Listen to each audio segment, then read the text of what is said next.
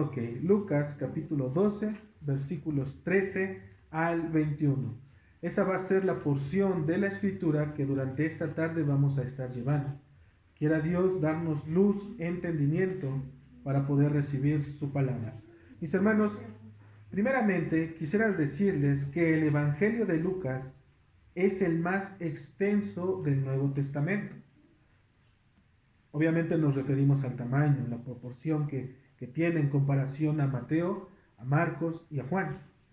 En él podemos ver un bosquejo más robusto acerca del ministerio de nuestro Señor Jesucristo, pero especialmente centrado en la parte del camino que fue o que llevó hacia la ciudad de Jerusalén, ya que el autor va a citar más o menos 10 capítulos en los cuales se va a enfocar en estar viendo cómo fue el camino de nuestro Señor Jesucristo hacia Jerusalén. Esta razón, mis hermanos, que haya 10 capítulos es precisamente por la que en Lucas aparecen algunas narraciones que en los otros evangelios no se encuentran. Por ejemplo, en Lucas podemos tener la enseñanza del buen samaritano, del hijo pródigo, del mayordomo fiel, la viuda de Naín, la historia de Zaqueo, entre otras. Estas historias no se encuentran en todos los otros evangelios. Su autoría obviamente se le atribuye al mismo Lucas, quien no fue un testigo ocular. Eso es importante. Lucas no fue un testigo ocular. ¿Qué quiere decir esto? Que Lucas no estuvo con nuestro Señor Jesucristo. Él no presenció todos esos milagros y señales que Jesús hizo. Contrario a lo que veíamos hace 8 días, Jeremías sí fue un testigo que fue ocular. Él vio y contempló lo que estaba sucediendo en la ciudad. Lucas no. Lucas simplemente dice que recopiló. ¿Ok? Si pueden ir a Lucas capítulo 1 para poder hacer mención de esto. 1 en el versículo 2 dice la escritura: tal como nos los enseñaron los que desde el principio lo vieron con sus ojos y fueron ministros, ¿de qué? De la palabra. ¿Qué está pasando, hermanos? Estos dos elementos, testigos oculares y obviamente ministros de la palabra, son suficientes para que el Evangelio de Lucas pueda ser un evangelio inspirado, que pueda recibir la autoridad divina de Dios para poder respaldar cada palabra que se haya escrito dentro del Evangelio. Se cree, por el testimonio obviamente de las mismas escrituras, especialmente en Colosenses 4:14 y 2 Timoteo 4:11, que esta autoridad, cuando dice ministros de la palabra, se refiere a que Pablo era el que estaba supervisando todo lo que Lucas estaba escribiendo. Lucas se reunía con los hombres, con los testigos oculares y empezaba a escribir. Y una vez que tenía todo ese bosquejo, toda esa información, ahora iba con Pablo y una vez que estaba con Pablo, validaba si verdaderamente lo que le habían dicho era cierto, ¿verdad? ¿Para qué? Hermanos, estaban recopilando la información que hoy en día tú y yo tenemos. Si una palabra hubiese sido equivocada en la escritura, obviamente había un problema. Pero gracias damos a Dios que utilizó a hombres inspirados, a hombres temerosos, que fueron conducidos por el Espíritu Santo para poder atestiguar y confirmar lo que estaba pasando. Tal como mencionamos hace un momento, hermanos, el Evangelio de Lucas recoge material del ministerio de Cristo que otros evangelios no tienen. Tal es el caso precisamente de lo que hoy vamos a ver. El rico y la insensatez tiene como título esa pequeña porción de la Escritura, en donde se nos describen los hechos que ocurrieron camino a Jerusalén. Ahí es donde, mis hermanos, vamos a centrar la enseñanza de esta mañana. Dice la Escritura, Lucas capítulo 12, del versículo 13 al 21. Le dijo uno de la multitud: Maestro, di a mi hermano que parta conmigo la herencia. Mas él le dijo: Hombre, ¿quién me ha puesto sobre vosotros como juez o partidor? Y les dijo: Mirad y guardaos de toda avaricia, porque la vida del hombre no consiste en la abundancia de los bienes que posee. También les refirió una parábola diciendo: La heredad de un hombre rico había producido mucho. Y él pensaba dentro de sí, diciendo: ¿Qué haré? porque no tengo donde guardar mis frutos. Y dijo, esto haré, derribaré mis graneros y los edificaré mayores, y allí guardaré todos mis frutos y mis bienes, y diré a mi alma, alma, muchos bienes tienes guardados para muchos años, repósate, come, bebe, regocíjate. Pero Dios le dijo, necio, esta noche vienen a pedirte tu alma, y lo que has provisto, ¿de quién será? Así es el que hace para sí tesoro y no es rico para con Dios. Oremos. Buen Señor, queremos darte gracias en esta mañana, Padre, porque reconocemos, Dios, tu voluntad entre nosotros. Reconocemos que sigues siendo tú, Señor, obrando en la vida de cada uno de mis hermanos, que es tu mano poderosa, Señor, la que nos conduce, la que nos trae, Señor, la que pone esa sed y esa gracia para poder venir y reconocerte a ti como nuestro suficiente Salvador. Amado Señor, quisiéramos pedirte, Dios, que durante este tiempo la obra de tu Espíritu Santo, que se mueve, Señor, a través de las mentes y los corazones de los oyentes, pueda obrar verdaderamente, Señor, en lo más profundo de su ser, que pueda, Señor, poner tu palabra, Dios, en buena tierra, y que esta buena tierra, Señor, haya sido preparada para poder recibirla, para poder abrazarla, Señor, pero que también, Dios, nos des el temor para poder entender, Señor, que estamos tratando con cosas espirituales, con cosas, Señor, que tienen implicaciones eternas, Dios. Padre, gracias, porque hasta hoy has sido misericordioso entre nosotros, y porque sigues extendiendo tu favor. Danos ojos para ver y oídos para oír. No dejes, Dios, que en este día regresemos a nuestros hogares de la misma manera como salimos. Lleva tu palabra entre nosotros y danos, Dios, y confírmanos en todo tiempo la esperanza a la cual estamos sujetos.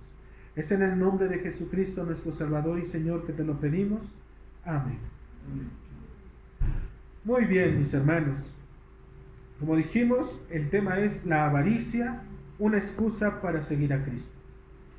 Este término debe de ser considerado muy seriamente, hermanos, por aquel, obviamente, que está o que viene al Señor. Puede ser que estemos y aún tengamos ese tipo de pecado.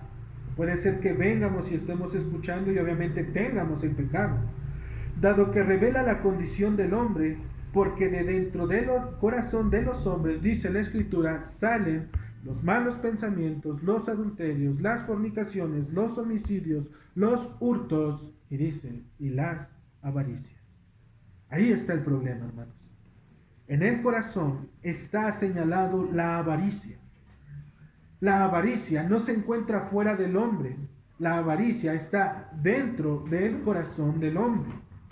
La Escritura manifiesta la avaricia como un acto de exigencia, o bien como avidez o las ansias que la persona tiene para poder estar deseando lo que quiere, y también para poder estar codiciando. Esto es, hace creer a las personas, escucha lo que dice, la avaricia hace creer a las personas que merecen aquello que ellas mismas están exigiendo. Les causa ansias y codicia saber que ya les pertenece y que pueden hacer más con ello que tienen. Es decir, su corazón engañoso les hace hacer que lo exijan. Que dicen, sí, ya es tuyo, ya te lo ganaste, es tu paga, es tu trabajo. Pero la persona lo exige, se le está dando lo que es justo. Pero la avaricia te hace desearlo, codiciarlo. Un corazón con estas características solo se engaña y se hace pasar por un falso menesteroso. Y tarde o temprano el Señor le mostrará su condición y las verdaderas intenciones por las que prevalecen detrás de él. El tiempo, hermanos, cuando venimos al Señor, demostrará si realmente venimos a Él porque Él nos llamó o solo porque estábamos buscando algo en Él. Primeramente tenemos que conocer el contexto, hermanos, acerca de lo que estamos hablando. ¿Qué está sucediendo? Y para ello, quisiera que consideres las palabras de este hombre precisamente que habla en Lucas capítulo 12, versículo 3. Dice la palabra de Dios, le dijo uno de la multitud, este hombre, hermano, que llamó la atención de Cristo se encuentra entre toda esa gente que lo rodea. Hay una multitud y ese hombre está en esa multitud. Ahora, esta multitud, amados hermanos, no acaba de reunirse en ese momento.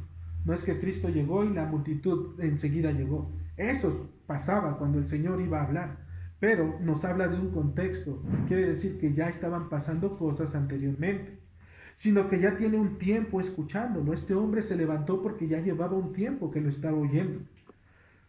Si puedes ir a Lucas 11, capítulo 29, dice la palabra del Señor, y apiñándose las multitudes, comenzó a decir. ¿Ok? Ahí está nuevamente esa multitud. Y si tú sigues leyendo ese texto hasta llegar a Lucas 12, vas a darte cuenta que siguen en ese mismo momento. Los hechos están pasando simultáneamente. Hermano, este texto de Lucas 11:29 está en paralelo a Mateo 12:38. En Mateo 12:38 se nos habla de aquellos hombres fariseos y escribas que se levantaron y que le pidieron señal. ¿De qué? De lo que Jesucristo estaba haciendo. Dice, Maestro, deseamos ver de ti señal. ¿Ok? Aquí es donde se nos informa qué tipo de personas estaba entre esa multitud. ¿Sí? Estaban la gente, hombres gentiles, y estaban fariseos y también estaban escribas. Los hombres lo estaban escuchando. En este texto de Mateo 12:38 había hombres letrados, hablando de los escribas, había hombres religiosos, hablando de los fariseos. Cada uno de ellos lo estaba mirando. Cada uno de ellos, hermano, estaba atento. Y entre todos ellos estaba ese joven. Este hombre escuchó cómo los escribas y los fariseos lo llamaban con un título honorífico al decirle maestro. Recuerdan que Mateo 12:38 le dice, Maestro, deseamos ver de ti señal. De igual manera, escuchó cuando Jesucristo los calla con las respuestas que les dio de ser una generación perversa y adúltera. ¿Recuerdan la respuesta de Cristo? Esta generación es perversa, mala y adúltera. Él estaba escuchando cómo este hombre, Jesucristo, aún los mandó a callar, simplemente con las palabras. Posteriormente, en Lucas, hermano, capítulo 11, en el versículo 37,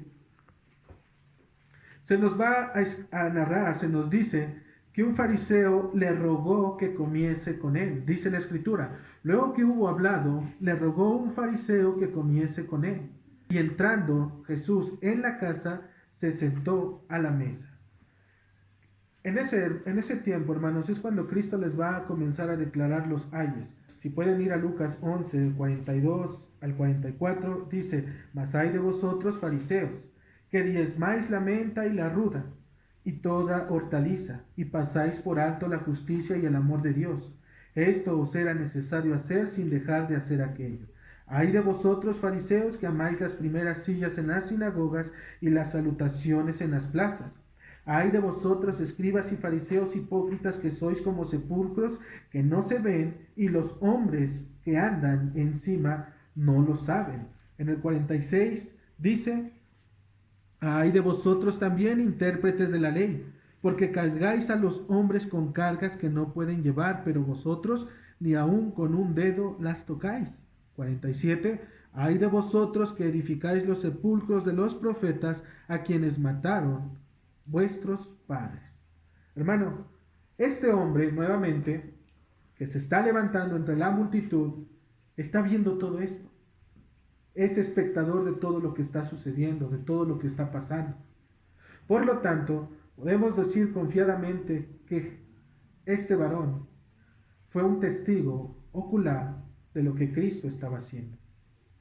¿Cuánta autoridad tiene este hombre? Él pudo haber pensado en su corazón.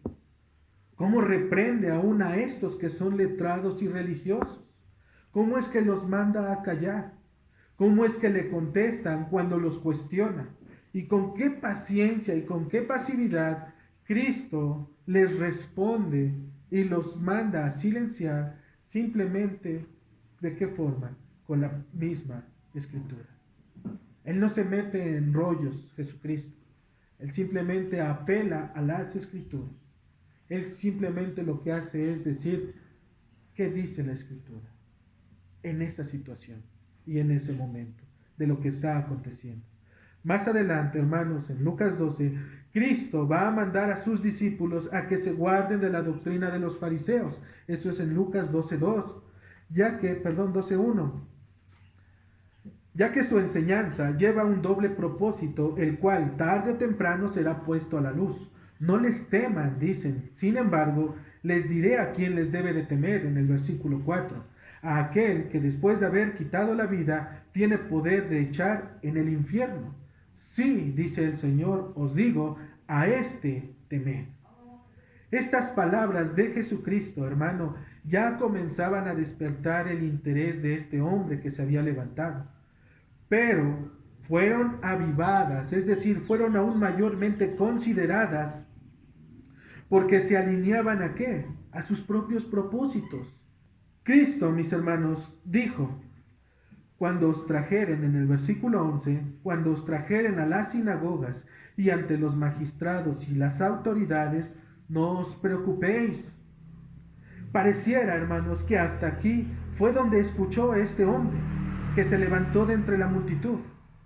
Y esto lo vemos, ya que de manera inmediata, en el versículo 13, su avaricia lo llevó a actuar con avidez, levantando su voz para poder encontrar lo que su corazón estaba buscando, un apoyo para poder recibir lo que tanto anhelaba.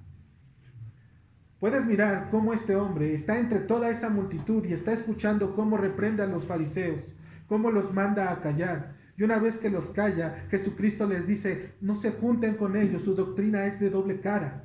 Dice, todo lo que ellos digan, tarde o temprano va a salir a la luz, no les teman. Dice, les voy a enseñar a quién deben de temerle, a este es quien deben de temer, al que puede quitar la vida y después de quitar la vida, echar al infierno.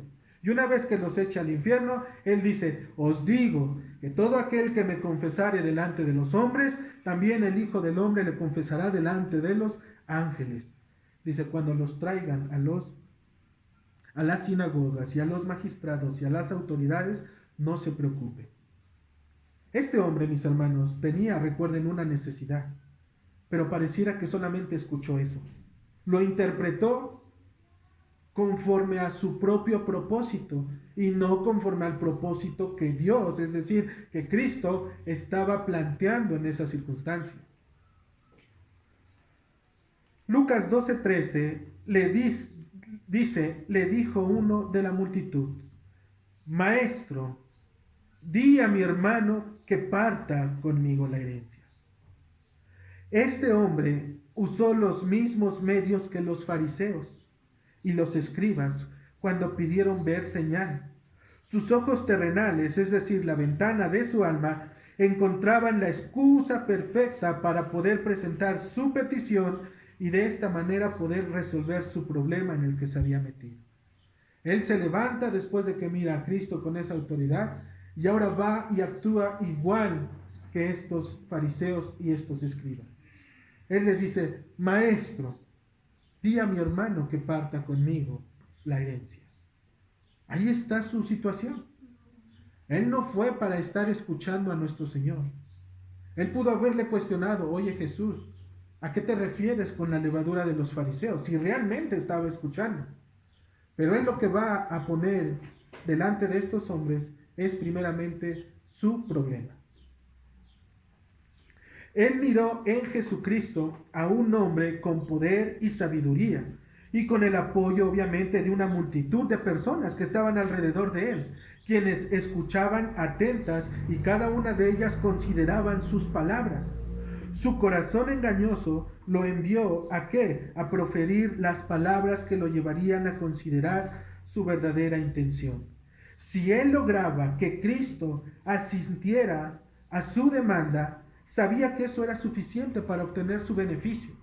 Y no solo eso, sino que tendría como testigos a muchísimas más personas dando testimonio de lo que Cristo había dicho a favor de este hombre. Este hombre iba a salir entre todos porque dice, Maestro, todos lo escuchan. Y si él en ese momento hubiese dicho, vaya, este hombre me está hablando. Él iba a tener no solamente la palabra del Señor, sino aún el testimonio de aquellos hombres que estaban con él para poder defender, en el caso de que Jesús hubiese dicho, sí, que partan la herencia, él tendría ese testimonio válido para poder decir, ya ve, él dijo que lo hiciéramos. Realmente, hermanos, desconocemos la razón por la cual su hermano no quería darle la parte de su herencia. Seguramente, y como hasta hoy, la mayor parte de veces que hay problemas en la herencia se deben a situaciones internas. Sea cual sea la situación, había un problema. Pero lo que a él le importaba era obtener lo que ya le correspondía. Es decir, esa herencia ya era de él. Por eso era su herencia, por eso la estaba reclamando. Pero, ¿qué es lo que estaba haciendo? Mira cómo la avaricia te lleva a perder la razón. Esta herencia, precisamente, ya lo tenía por derecho. Nadie se la iba a poder quitar, pero su codicia lo llevó a querer tenerla de manera inmediata. Recibir una herencia, hermanos, siempre tiene sus beneficios. Pagar alguna deuda, poder vender una parte con un propósito en especial, o poderlo repartir aún dentro de la familia. Algunas veces, los hombres que se acercan a Cristo elevan sus voces de entre la multitud. Otras veces obran de manera especial y se entregan a las actividades y servicios de la iglesia y confiesan que Cristo es su maestro, su guía, su sustento en los tiempos de prueba, aquel que renueva sus fuerzas cada mañana y los lleva a seguir adorando dentro de la iglesia. Y por un momento creemos que verdaderamente están entregados al Señor. Hermanos, ¿no dice la Escritura que aún engañarán aún a los escogidos? Tendrán apariencia de piedad. Los miraremos y diremos, wow, estos hermanos están entregados a la obra del Señor. Pero tarde o temprano, la verdadera intención de su acercamiento va a salir a la luz. Siempre va a ser así, hermanos. Pues está escrito, porque no hay nada encubierto que no haya de descubrirse, ni hay nada oculto que no haya de saberse. Lo que se dijo en los aposentos se proclamará desde las azoteas. Cualquier pecado, hermanos, cualquier pensamiento que nosotros tengamos y que lo estemos disfrazando de apariencia, de piedad, siempre va a salir a la luz. Siempre. Y más cuando estamos en la iglesia del Señor. Aun cuando nos quieramos mover sigilosamente y quieramos obrar de la mejor forma, siempre va a salir, hermano. Por alguna u otra circunstancia. ¿Sabes por qué? Porque dice la palabra que no hay nada que pueda permanecer cubierto. No hay nada oculto que siga en las tinieblas. ¿Por qué? Porque esto que se oculta obviamente es pecado y el pecado no puede prevalecer delante de Dios y menos delante de la iglesia. Cristo, mis hermanos, es aquel hombre que va a sacar a la luz este tipo de pecados. Por tanto, todo lo que habéis dicho, dice la Escritura, habéis dicho en tinieblas, se va a oír. Tarde o temprano, hermano. No te conviene tenerlo guardado. No te conviene tenerlo en el corazón ahí, pensando y meditando en él, porque te vas a gastar la vida, te la vas a arruinar completamente. Vas a estar más enfocado en estar buscando la atención a tu problema y para ver de qué forma tú vas a salir beneficiado y no afectado en lugar de declararlo y decir o pedir perdón, que es lo más sencillo. Exponerlo, hay esta circunstancia, hay este problema, está pasando esto, ¿cómo lo atendemos? ¿De qué manera el Señor nos lleva a poder resolverlo? Podríamos decir que este texto de Lucas 12, del versículos 2 y 3, mis hermanos, anticipaban precisamente lo que Cristo le iba a enseñar a este hombre. Porque este texto está puesto en Lucas 12:1 y el texto donde sale este hombre está en Lucas 12:3. Ya se veía venir lo que iba a pasar. ¿Sí? ¿Qué es lo que iba a pasar? Se iba a levantar este hombre e iba a exponer su causa.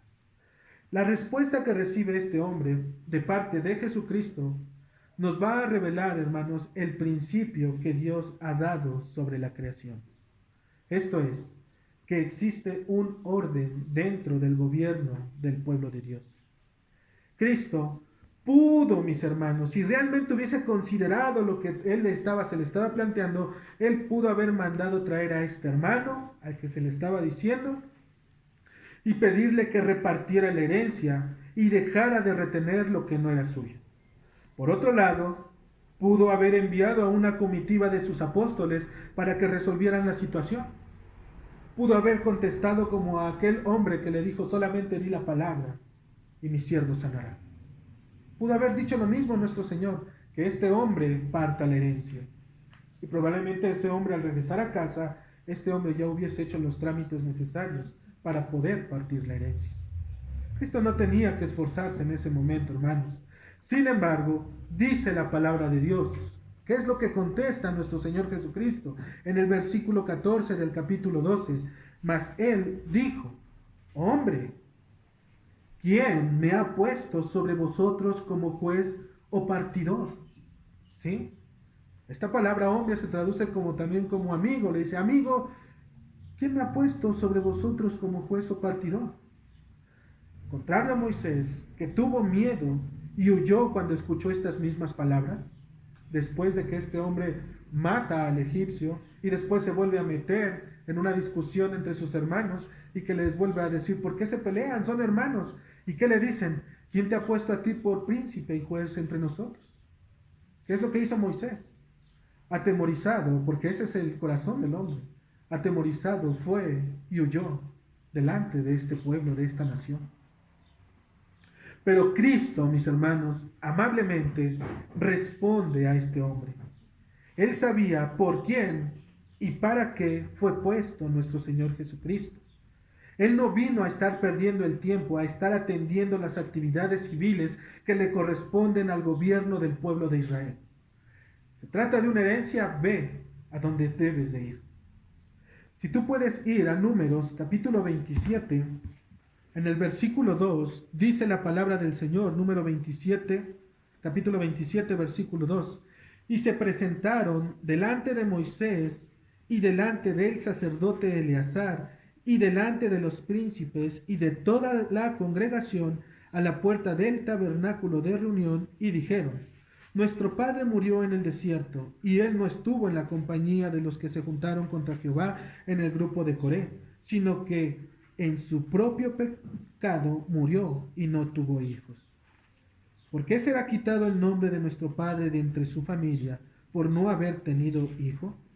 Danos heredad entre los hermanos de nuestro padre. ¿A dónde tenía que haber ido este hombre?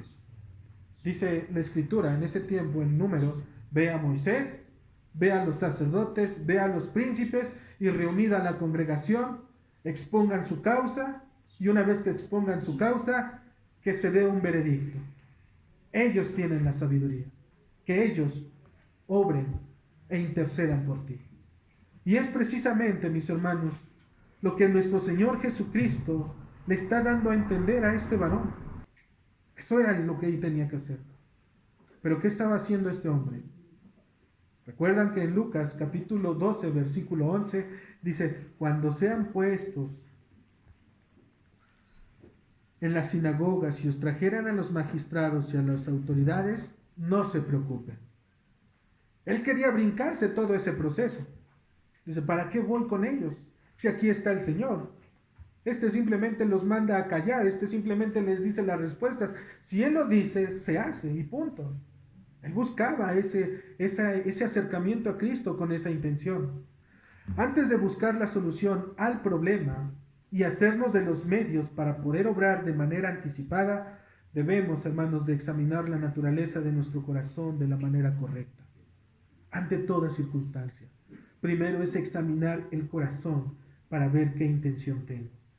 No sea que estemos justificando nuestro proceder, haciéndonos pasar por hombres o mujeres muy bíblicos y al final seamos exhortados a abandonar nuestro proceder engañoso. No queramos usar el nombre de Cristo para abrirnos caminos preferenciales en nuestros trámites ante las autoridades civiles. El cumplimiento y pago de tus obligaciones y trámites como ciudadano dan mejor testimonio de Cristo que tus palabras reclamando un lugar por ser hijo de Dios. Hay personas que van y se forman y dicen el nombre de Jesús. Hermano, algunas veces ese tipo de cosas hablan aún peor de la persona que está yendo. Por eso les digo, es mejor pagar tus contribuciones, pagar tus deudas, hacer tus trámites de la mejor manera, porque eso da mejor testimonio. Es claro que si pones tu situación en oración ante el Señor, Él va a obrar como mejor le parezca. No esperes llegar tarde a tu cita y que el Señor derribe a cada persona que hay delante de ti para que el siguiente en la fila seas tú.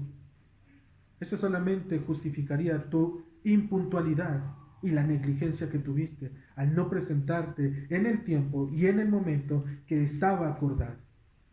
¿Sí? Pareciera que Cristo está rechazándolo, pero lo que realmente está haciendo, hermanos, es darle en esas pocas palabras un triple consejo. Ese consejo que él va a recibir, hermanos, es, número 1, hay un tiempo y un lugar para tu petición. Número 2, permíteme decirte cuál es el verdadero problema. Número 3, te daré la solución a tu verdadero problema. El primer punto ha sido abordado. ¿Qué es lo que le dijo el Señor? Ve a las autoridades que te competen. Aquí no es el lugar. Aquí estamos haciendo otra cosa. Jesucristo estaba anunciando y proclamando el Evangelio de salvación. Respecto a este segundo punto, dice nuestro Señor Jesucristo a este hombre, permíteme decirte cuál es la complicación, es decir, cuál es el problema. Has estado escuchando mis palabras por un tiempo y las has considerado. A través de cada una de mis enseñanzas has buscado lugar para tu propia manera de pensar. Tu mente está puesta en atender y resolver tu propia situación, y no te importa en lo más mínimo ni has considerado de dónde es que procede todo esto. La contrariedad es que solo tomas mis palabras para tu propia conveniencia. Finges un acercamiento, pero solo es para tu propio beneficio. Por tanto, dice el Señor, mirad y guardaos de toda avaricia.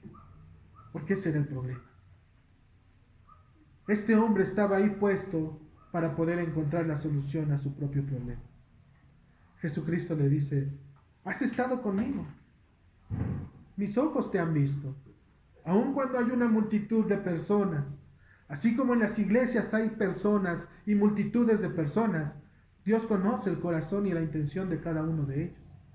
Y entiende verdaderamente con qué propósito estás tomando su palabra, si la estás tomando en todo el contexto de lo que Él está haciendo. Solamente te estás tomando pequeños fragmentos y armando tu propio evangelio a tu propia conveniencia para poder justificar el resultado que tú estás esperando. Mirad y guardaos de toda avaricia, dice el Señor.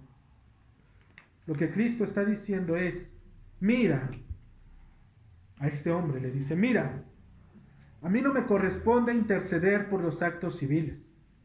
Los hombres deben de resolver sus situaciones ante las autoridades correspondientes. Pero déjame decirte cuál es el área a la que sí me pertenece, en el que sí soy experto, donde sí estoy puesto para atender tu situación y de la que sí puedo hablarte con toda autoridad y poder, porque a mí es que me ha sido dada. Escucha, asegúrate y ten mucho cuidado que tu corazón no esté abrazando cualquier tipo de avaricia, porque vienes a mí haciéndote pasar por alguien que me conoce. Y sabes quién soy. Me llamas maestro. Te pregunto, ¿acaso alguna vez has practicado lo que hace un discípulo? Me expones tu petición sobre tu problema. ¿Acaso sabes quién soy yo y para qué estoy en este tiempo? ¿A dónde voy y cuándo he de venir? Lo único que buscas es una respuesta igual que la generación perversa que demandaba señal. ¿Qué pasa si no te contesto? ¿Qué pasa si en lugar de darte lo que quieres, te lo quito 10 veces? ¿Seguirás estando conmigo y me seguirás llamando maestro? Simplemente te apartarás como muchos llevando tu queja y tu amargura entre aquellos que conoces. ¿Cuál es la posición? Amado hermano, Cristo es Señor y Salvador. Él lo es. Él fue enviado para ser escuchado por todo pueblo y por toda nación. Aquellos que le oyen, le reciben, que son llamados de manera eficaz mediante el Espíritu Santo, deben de reflejar el carácter que los hace hijos de Dios. El Señor viene a tratar con nuestro hombre interno, hermanos. Sus ojos están puestos sobre tu corazón, sobre lo que tú realmente eres, el ser interno de tu persona. Él no viene a poderte estar solucionando tu vida. La vida que tienes es causa de tus pecados. Pero Él viene precisamente a mostrarte dónde está el problema y una vez que tienes el problema identificado, lo abandones. ¿De quién depende abandonarlo? Obviamente es del llamamiento del Señor. Pero ¿quién nos da la fuerza? Dios, Él mismo, no el hombre. El Señor, mis hermanos, viene a tratar con nuestro hombre interno, aquel que está viciado para estar acumulando, aquel que es corrupto, que tiene muchas ideas, que tiene muchos propósitos en esta vida, que tiene sueños, que tiene ambiciones que puede estar cumpliendo, que tiene una apariencia de piedad y de religiosidad, pero que por dentro solo son huesos secos. Aquellos que se levantan sobre los hombros de hombres diciendo que son algo, pero que realmente no son nadie. Es a ellos a quien Cristo les dice, guárdense de toda avaricia. Quiere decir que hay inclusive tipos, no solamente como es los dineros, los bienes, también hay otro tipo de avaricias.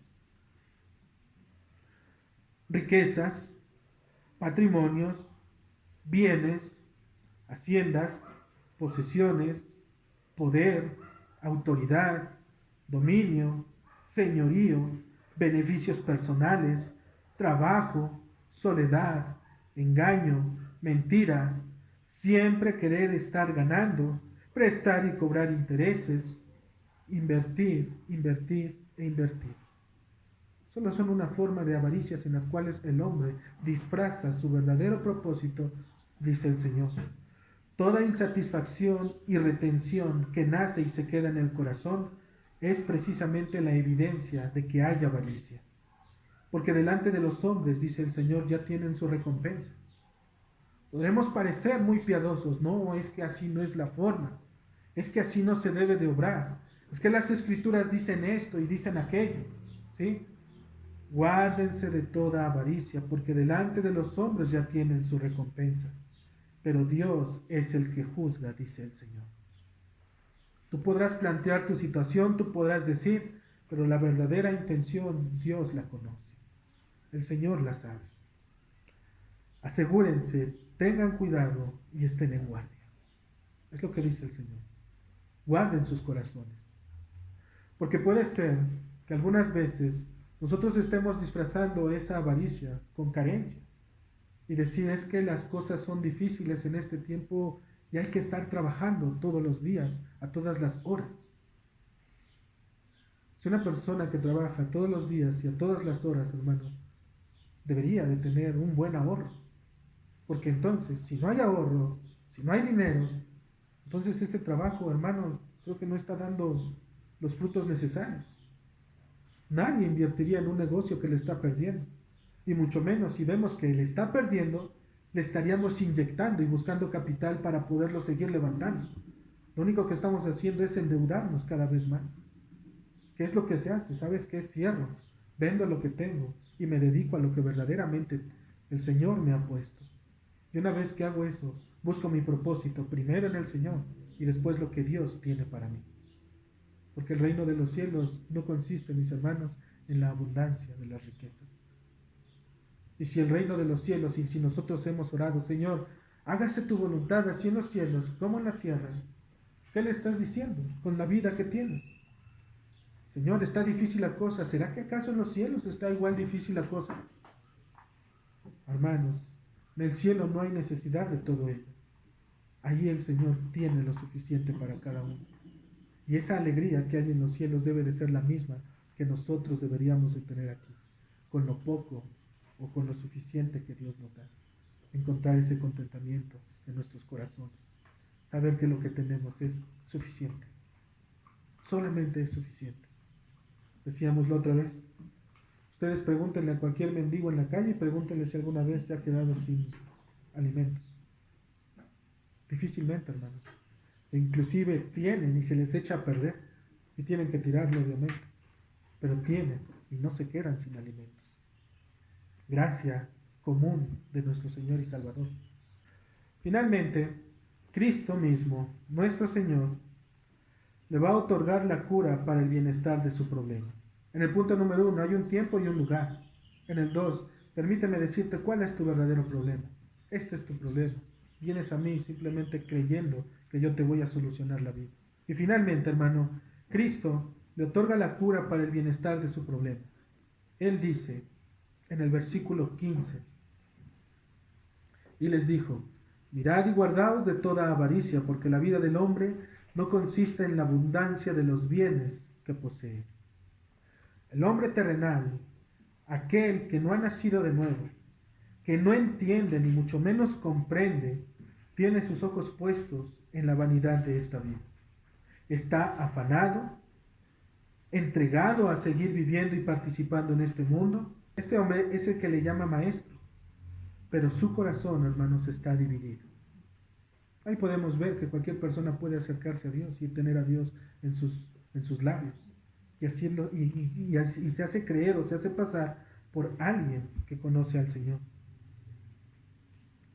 Está dividido y nadie puede, dice la Escritura, servir a dos señores. Porque tarde o temprano vas a quedar mal con uno. Y adivina qué, normalmente siempre quedas mal con aquel que mejor te paga. ¿Por qué es que el hombre le gusta quedar mal con el Señor? ¿Por qué es que el hombre, hablando a las personas que conocen al Señor, por qué es que aquellos que conocen de Dios, sabiendo las cosas de Dios y lo que Dios demanda y quiere, por qué es que normalmente ellos que deberían de estar y quedar bien con Dios, son los que normalmente quedan mal con su Señor? El Señor lo dice, hay avaricia en el corazón, hay pecado. Una cosa es entender y discernir que sí, hay pecado que aún por lo cual estamos batallando, pero que me estoy esforzando para poder salir de ello. Pero otra cosa es entregarme totalmente a ello.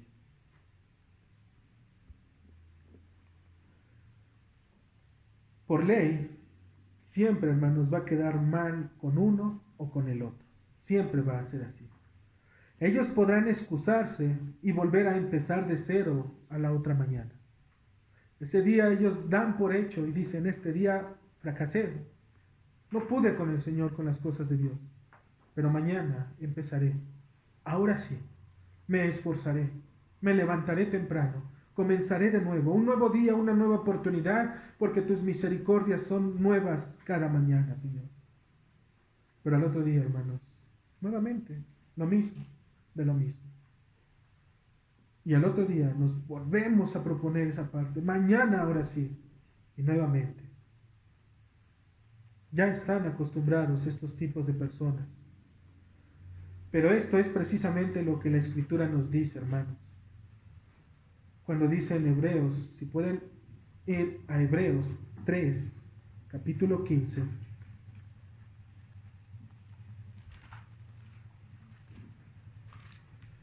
Dice la Escritura en Hebreos capítulo 3, versículo 15, entre tanto que se dice, si oyeres hoy su voz, no endurezcáis vuestros corazones como en la provocación. Si oyeres hoy su voz, no endurezcas tu corazón. Porque precisamente, hermanos, esto es lo que hicieron aquellos hombres que se rebelaron. Día tras día postergaban lo que Dios ya había dicho, lo que Dios ya les había demandado y que les había pedido y que les había enseñado. Día tras día lo postergaban. Mañana, con calma. Ya la siguiente semana, ahora sí. Hermano, Dios puede pedir tu vida en un solo instante. En un solo momento puede Él reclamar lo que le pertenece. Y le dice Jesucristo, te voy a enseñar a quién le debes de temer. A este que te puede quitar la vida. A este es al que le debes de temer. A este que tiene en su poder el poder para poder arrebatarte lo que te pertenece. Has estado trabajando, has estado esforzándote, has estado edificando y construyendo tus grandes sueños y tus grandes pasiones. Dios en un momento viene y los derriba.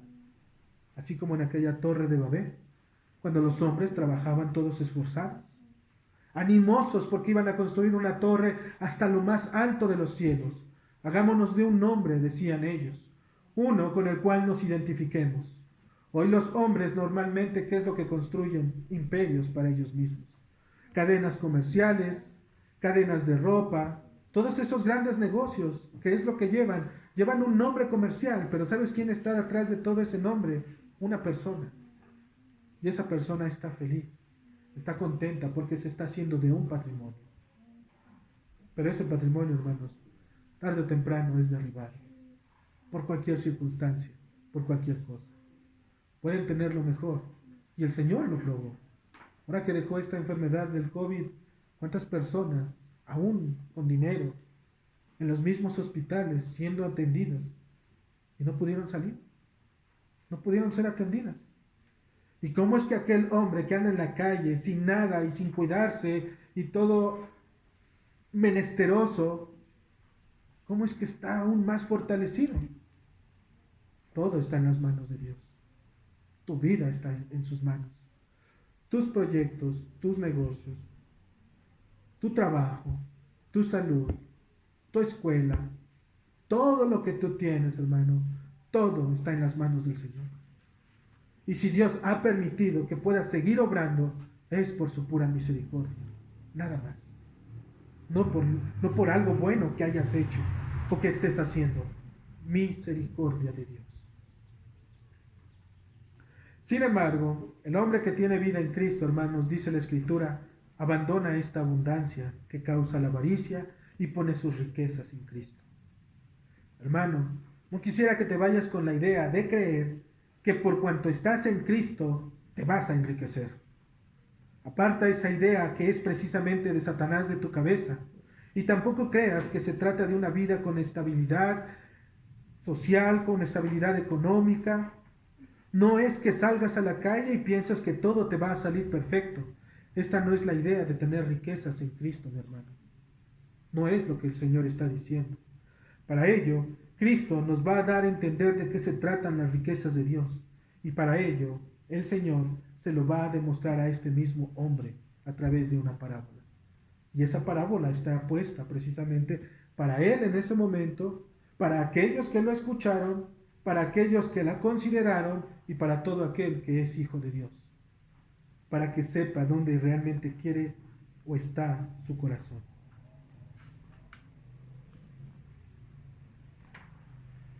Dice la Escritura en el versículo 16, Lucas capítulo 12, versículo 16, también le refirió una parábola diciendo, la heredad de un hombre rico había producido mucho. Vamos a ir texto a texto. La heredad de un hombre rico había producido mucho. Hermano, las riquezas o inversiones del hombre que posee riquezas es una ley, siempre te van a dar más riquezas. Si tú le inyectas a un buen negocio una buena lana, obviamente vas a recibir una buena lana en intereses, porque estás invirtiendo realmente una buena cantidad. De la misma manera, cuando nuestro Señor le dice, la heredad de un hombre rico había producido mucho, por eso es que era rico, porque su heredad había sido bendecida, puesta por el Señor, ¿para qué? Para poder bendecir, no solamente a él fue el que se perdió, pero también a través de esta heredad, él estaba bendiciendo, y es la obra de Dios, a través de hombres, lo que hoy vemos, hombres impíos que bendice el Señor para poderle dar aún a su pueblo. ¿Quién es ese pueblo? Los hombres que normalmente están, por ejemplo, en compañías o que están en algún negocio, que el Señor no quiere nada con Dios, pero que la persona haya gracia delante de Él y Él es bendecido a través de su Señor. Y esto se debe a que ahí tiene su corazón, hermanos. ¿Por qué es que da riquezas? Porque ahí tiene su corazón, ahí tiene su vida. Él se dedica a eso. Por eso es que hay fruto en ello.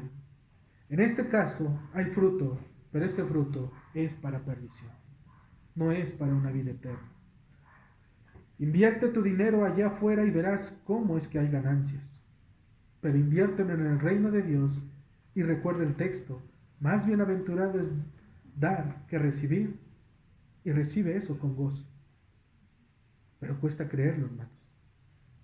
Porque muchas veces a lo mejor preferimos invertir allá afuera que invertir en el reino, y es cuando Cristo nos dice, más bienaventurado es dar que recibir. Ahora recíbelo con gozo. Porque en el reino de Dios, dice el Señor en su palabra, que no esperes recibir de aquel que le das. Dice, dalo y no esperes recibir nada. Es más, dalo por perdido.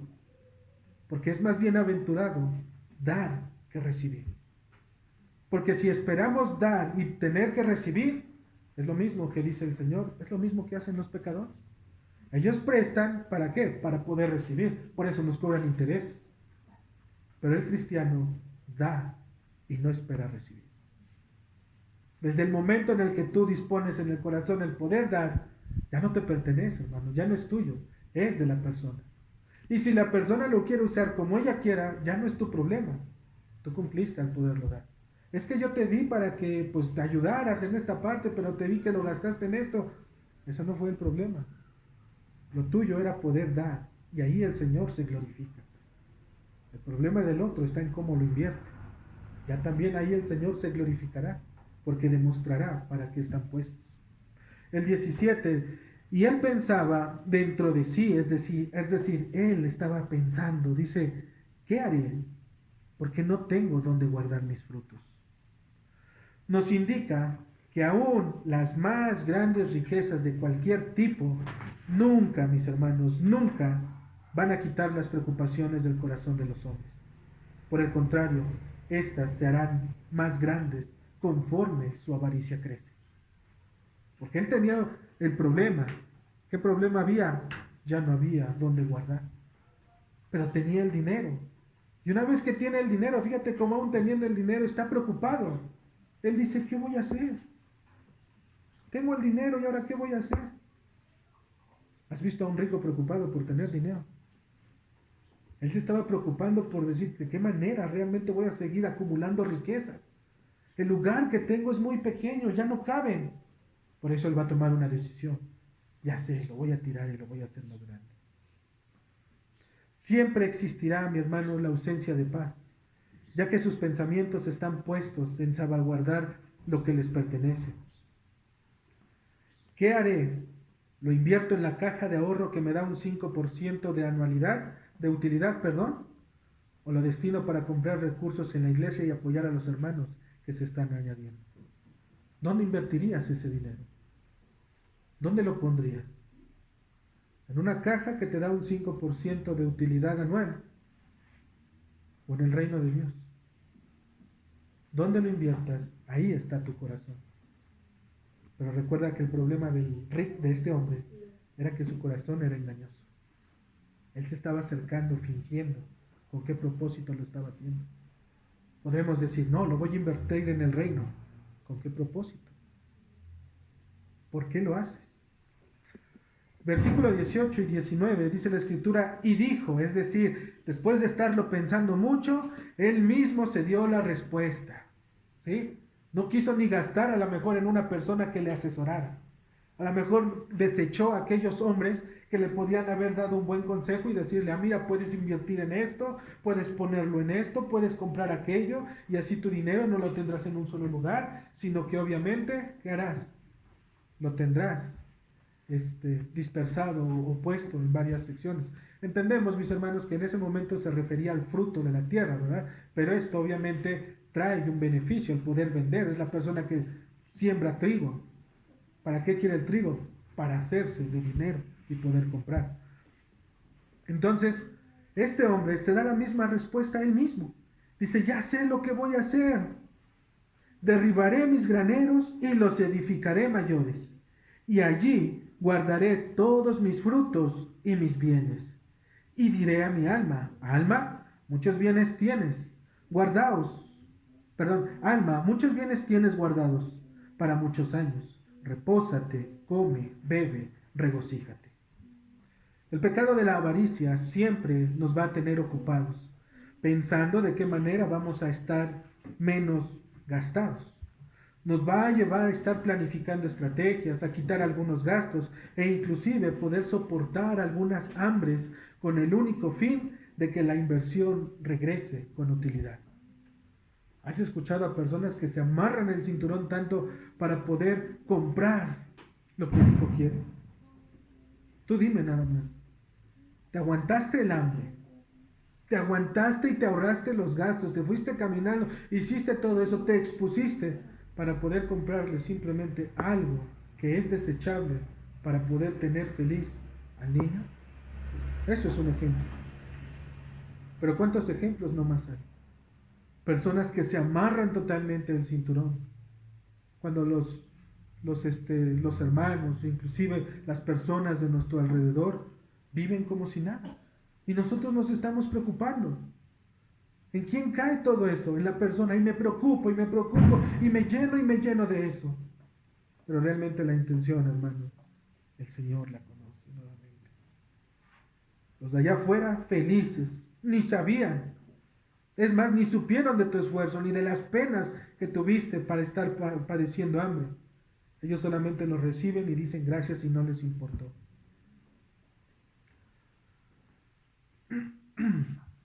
Una vez que vemos los frutos y es palpable en nuestras manos, es decir, una vez que tienes la seguridad de ser activamente sustentable, ahora sí, confiadamente puedes decirle a tu alma, alma, muchos bienes tienes guardados para muchos años, repósate, come, bebe, regocíjate. Pero ¿sabes cuándo viene esa paz? Porque es una paz falsa.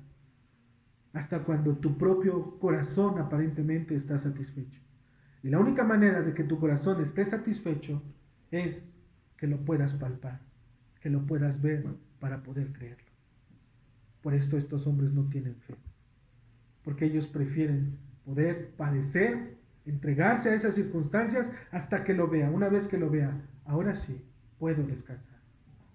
Y el Señor nos dice en su palabra desde antes, has sido salvo, has sido redimido, has sido perdonado. Dice, ten paz para con Dios. Yo no espero ver a Dios para tener paz. Yo ya recibí su palabra y ya me dijo que tengo paz para con Dios. Es suficiente. Eso es lo que necesito si realmente lo he creído. Esa es la diferencia. Este hombre tenía que verlo para que su alma pudiese estar segura y tranquila. El cristiano, aun cuando no lo ve, aun cuando sus esperanzas no tienen una imagen y una forma y no sabe cómo va a terminar las cosas, él está en paz, porque sabe en quién ha confiado, porque Él es fiel. Él es fiel, hermanos. ¿Acaso no estas cosas las buscan todos los gentiles? La comida, la bebida y el vestido. Y en este mismo orden es que lo buscan, hermano. Las riquezas te ofrecen todo esto de manera instantánea. El trabajo te lo ofrece de manera semanal o quincenal.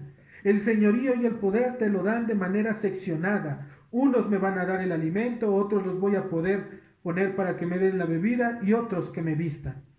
Cada acto de avaricia busca estas cosas y en cada una de ellas el Señor dice, busca primero el reino de Dios y estas mismas cosas que buscan los gentiles, que se esfuerzan, que están cansados y agotan sus fuerzas en ello, a ti solamente te serán añadidas, serán parte de tu vida. ¿Sí? Hermano, en ese texto de Mateo 6:33, no se refiere a que tú te metas y te estés estudiando literalmente la palabra y que al estar estudiando la palabra se te va a aparecer un plato de sopa delante de ti.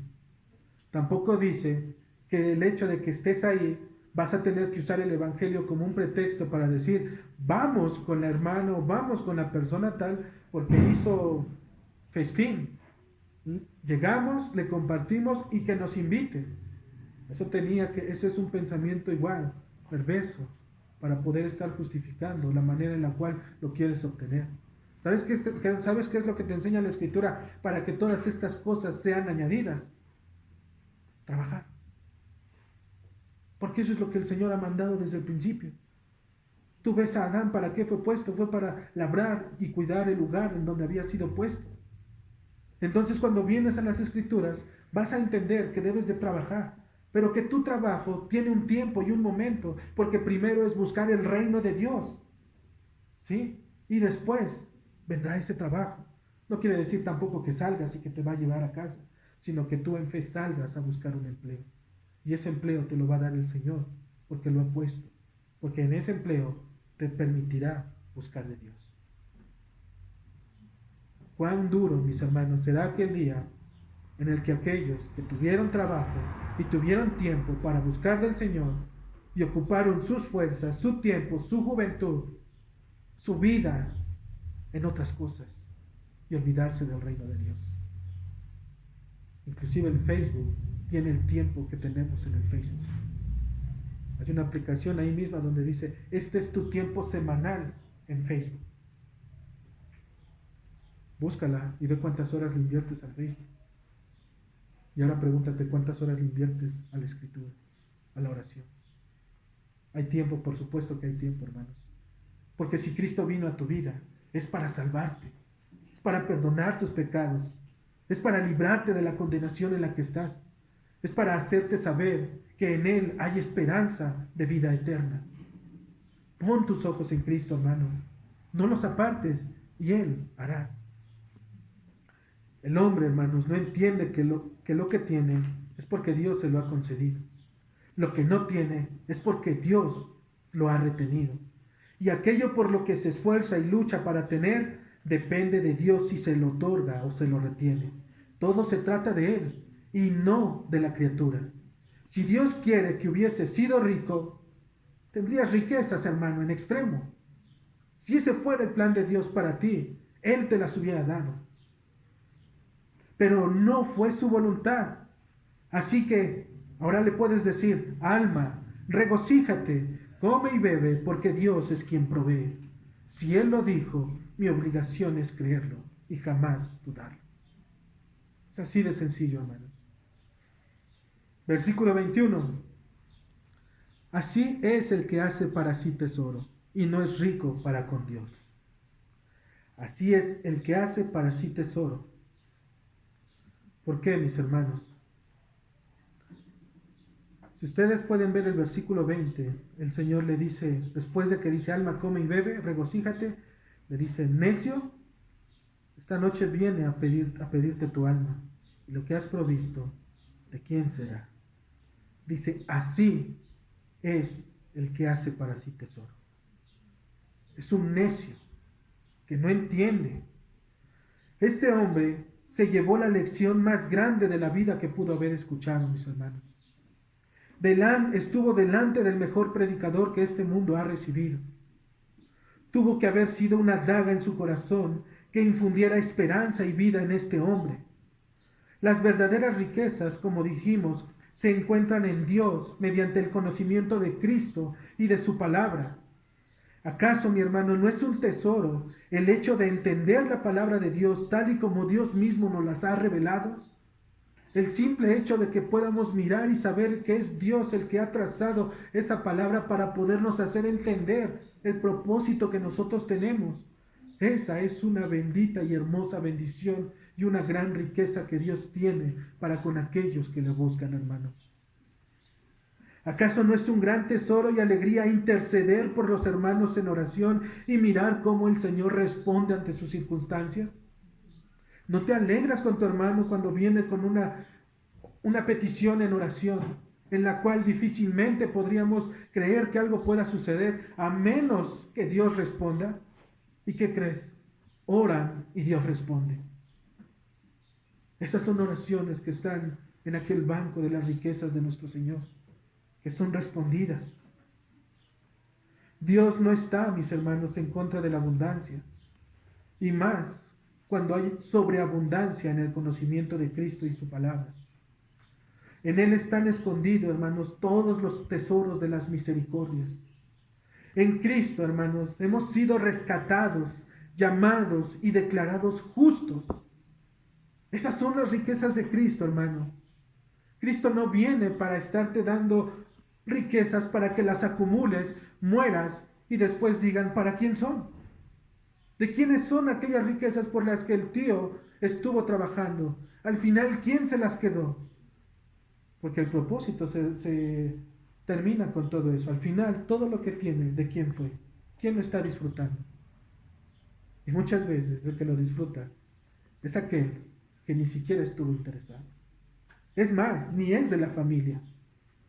Él es el ganón, el que se llevó todo, el que está gozando de los frutos del tío que se amarró el cinturón, que planeó e hizo cualquier cosa e invirtió. ¿Para qué? Para poder tener, y al final el ganón es aquel que solamente en algún momento se ganó el corazón del hijo o de la hija, y él es el que está disfrutando. Él es el que está gastando. Él es el que no le duele. Por eso le dice necio. Dice, ¿no entiendes? Y esa palabra necio, hermanos, es un hombre ignorante. Y en un sentido más fuerte, es un hombre que el Señor le llama, y en la traducción de Strong dice, un hombre estúpido. Un hombre que no tiene, en verdad, razonamiento de lo que está haciendo. ¿Dónde está tu corazón? Hermanos, invierte en Cristo. Invierte en el reino. Ahí es donde verdaderamente vas a obtener lo que Dios quiere. En Él has sido rescatado y has sido llamado para ser declarado justo. En Él, mis hermanos, ya no hay más condenación de pecado. Has sido puesto para poder enriquecer a otros. Hemos recibido en Él el pan diario para nuestra alma. Por este no hay que pelearlo. Por este el Señor nos los da gratuitamente al alcance de la Escritura. Ahí está. Ese es el pan de nuestra alma. En Él hemos recibido y hemos sido revestidos de la justicia eterna. Hemos sido añadidos a un pueblo en donde las calles son de oro y el mar de cristal, dice la Escritura. ¿Te gustan las riquezas físicas? Dice la Escritura, ahí está un valor mayor que las físicas. Calles de oro, un mar de cristal. En Él hemos recibido un reino inamovible, hermanos, un reino que no cambia, promesas que son inmutables. Hemos recibido el don de la gracia y de la fe en Jesucristo. Hemos recibido el consuelo para poder saber consolar a otros. Hemos recibido una familia espiritual. Hemos recibido las arras, las promesas del Espíritu. Hemos recibido las promesas también del reino. Hemos recibido o hemos sido llamados para ser una nación santa, un pueblo escogido por Dios. Hemos recibido hemos de recibir un cuerpo sin relación con el pecado. Hemos de permanecer por siempre en la eternidad con nuestro Señor y Salvador. Hermano, si vamos a acudir a Cristo, que sea para conocer la obra del Padre. Si vamos a levantar nuestras voces como este hombre, que sea para proclamar las verdades de Dios manifestada en la persona de Jesucristo. Si hemos de ser reprendidos, que sea por la causa de Cristo. Si nuestras abundantes riquezas se manifiestan en oraciones, meditaciones bíblicas, en las reuniones de nuestra iglesia local, en el evangelismo, entonces, hermanos, ahí es donde tenemos que acumular nuestra abundancia. Gastemos nuestras vidas en esa labor. Despojémonos de nosotros mismos y humillémonos delante de Dios por amor a Cristo. Nada en este mundo, hermano, se puede comparar por el conocimiento de Dios a través de este Cristo que es revelado por la obra del Espíritu Santo. Ahí están sus riquezas, hermano. Y nada en este mundo te los va a dar. Nada en este mundo te lo va a prometer más que Dios por medio de su palabra. Su palabra obra en los corazones que están siendo llamados, y que su Santo y Divino Espíritu, hermano, guarde el testimonio en medio de la iglesia. Amén.